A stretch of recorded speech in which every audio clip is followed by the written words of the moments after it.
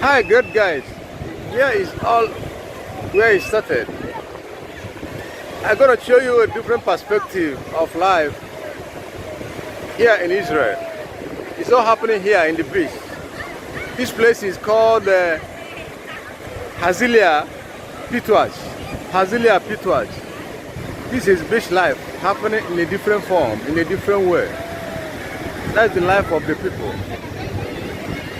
people, great life, and good enjoyment. All true. You know, in Israel, it's like life never come to an end. Everything is so wonderful to them. Everything is so interesting. You can see a lot of activities going on. The big, the small, and the young. They are all here. Today is just a wonderful day in Israel. It's a Friday, a day prior to Shabbat day. Because in Israel they don't normally joke with Shabbat. You know? If you want to get a portion here, you must come as early as possible in the morning. With your family, with your friends, with your colleagues, with whoever you think is there. But they normally make day a special day. You know, in Israel, sometimes life starts on a Sunday. Sunday is a working day in Israel. Then Sunday is like a Monday in Israel. So on a Friday, before it's 2 o'clock, nobody's working again. Offices, official businesses are closed.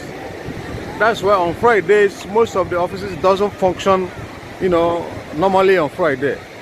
They call it a holiday time, you know. And they make out time for this beach. By tomorrow or by Sunday or by Monday, families start making decisions where they will enjoy their beach time, where they will cruise, where they will relax on Friday, you know. So it's just like a festival. Festival every day, festival every day. The point is that you see how it's crowded. It's crowded in this way, in a little form, because of the pandemic ravaging the world. If not, if holiday makers are allowed to be here, or people coming over from other parts of the world, you can never see a chance where to walk. It's jam-packed. It's called human traffic. You know? You see? Most of the families here, they eat here in the morning, they eat lunch here, they eat dinner here. You know, despite that by 2 o'clock official businesses are closed. But here, they stay here till 5 o'clock, 6 o'clock, even 9 o'clock. Those ones that are lodging in some hotels here, they stay here till it's 9 o'clock or 10 o'clock in the night because they have no other business. Most of them are on vacation. And their vacation is just to rest, to while away time, to enjoy the cool breeze, to enjoy the atmosphere with their families. Pressures of life are forgotten. Pressures of life are forgotten. Just to relax, no stress, no pains, no trouble. You know, that is the way they enjoy their life. Not like there in Africa, where you suffer from the day you are coming to this world till the end of the time. Even most of the African guys that have got their fortune, they really don't know how to enjoy life. You know, 24 hours a day, they are busy in their businesses. They are busy, you know, doing things that occupy their life and their time. You know, and that is why in Africa, most people die earlier than their time. See that? They die earlier than their time. You know, because they don't have creative ways of enjoying life or enjoying their fortune. The only way they enjoy their fortune is in a beer parlor, humanizing, and doing all sorts of silly things that push life down. No, life should not be like that. But look at these people. Wherever they are, there are some other ones that come to this area from another city.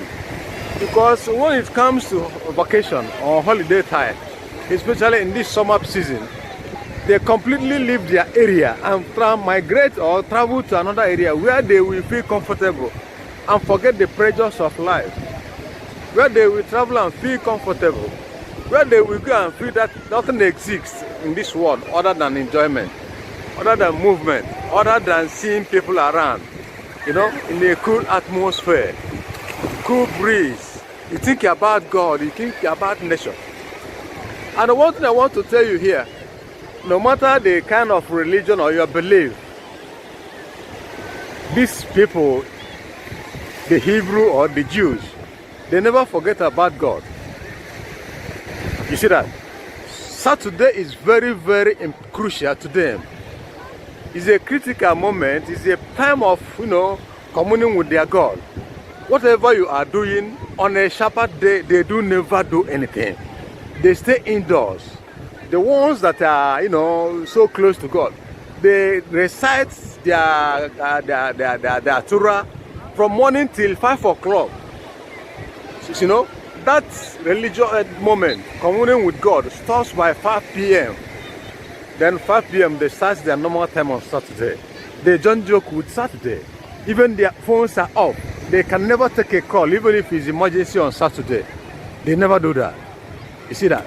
They're completely out of existence, and they're, you know, staying with God till 5 p.m.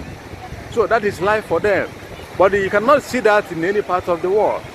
Even Christians that call themselves born again, on Sunday, most of them do a lot of things they feel like doing. They stay away from God. They only remember God because they need one thing or the other. It's quite different from this Israelites. You know, that thing that God said before, Pharaoh, allow my people to go. Let them go and serve me. They never forget that idea. They are still serving God up to this moment. They are still doing things to God up to this moment. They are still close to God up to this moment. That's why before it is 2 p.m. here on Friday in Israel, completely everything is just out of official. They only dedicate that time to God. They only dedicate that time to prepare for the Shabbat day. That is to tell you, on a Saturday proper, life goes out of existence. And they keep it, you know, enjoying time with God. They keep reciting the Torah. They keep, you know, doing all sorts of religious things, either in the synagogue or in their houses. See that? And this life affected every human being that comes into Israel. You know, in Israel here, on a Sabbath day, whether you were a Pentecostal believer or what, whether you were a Catholic religious affiliated, whatever religion you belong to or whatever faith you belong to, Saturday is the only day for worship. Only Saturday you are entitled to do your worship, to do your prayers, to do your religious activities, to believe in whatever you think you believe. Besides that, nothing more happens, nothing more matters. Then on Sunday is an official day for business. The official day starts on Sunday. And when it starts on Sunday, nobody is allowed to do any religious activities. So that is how it is here in Israel. You know, so you have to know that. If you are planning to make a trip or vacation in Israel, you must be prepared. Get the information you need. You know, prepare your mind. You are going to see a wonderful country, wonderful people, great people. You know, I visited her this summer. They enjoy summertime. They live almost in beaches. There are a lot of beautiful beaches in Israel. They are so wonderful. But this is a tip of an iceberg. You know, in few days to come, in few weeks to come, I'll be showing you Israel. Israel is a wonderful place. It's a wonderful country to enjoy your money, to stay and see good life of life and the good side of life, to see nature on itself. Nature is so wonderful here. Nature is so great. You can't regret it. So, in few of my episodes to come, I will show you more of Israel. You know, all these buildings you are seeing there, they are created by living things. They are not created from the outer space. They make use of their wisdom. They make use of their, you know, resources. They make use of their intelligence. They are creative. You see that? All these things, they are structures created by man. You know, they put everything in perspective. But you hardly can you see all these things in Africa. You know, most of the beaches we have in Africa, they are used for rituals. They are used for rituals where they make sacrifices to goddess of this, goddess of that, which is very unfair. And that is most of the things that push Africa backwards.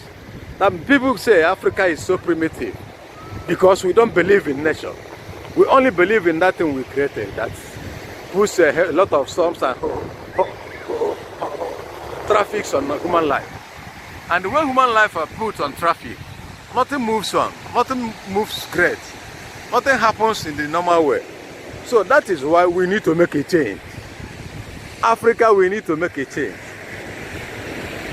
And these are messages I want to get fixed in the minds of our youth, so that they should understand and know to put Africa at its best is the duty of the youth to do. These old ones in politics now, these old ones that call them elders and leaders. Africa has no leader. Africa have rulers. And these rulers are the ones spoiling the country. They destroyed and put us to the mud.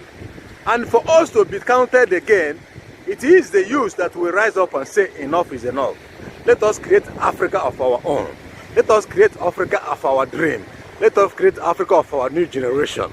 So that man and woman will one day say, yeah, I am proud of my country. I'm proud of Africa. I'm showing you to the world. Africa, come, here we are. Africa, come, here we are. You know? So start it by wherever you are. Dream of Africa, think of Africa, be creative. Be creative and so wonderful in whatever you are doing. So that at the end of the time, no man, no woman will regret that I am part of this country. It is so wonderful, so magnificent. I will cut it off here. I thank you for watching. But make sure you subscribe and like. Share to your friends, share to your contacts. The best is yet to come. Thank you once again. Have a nice, wonderful day.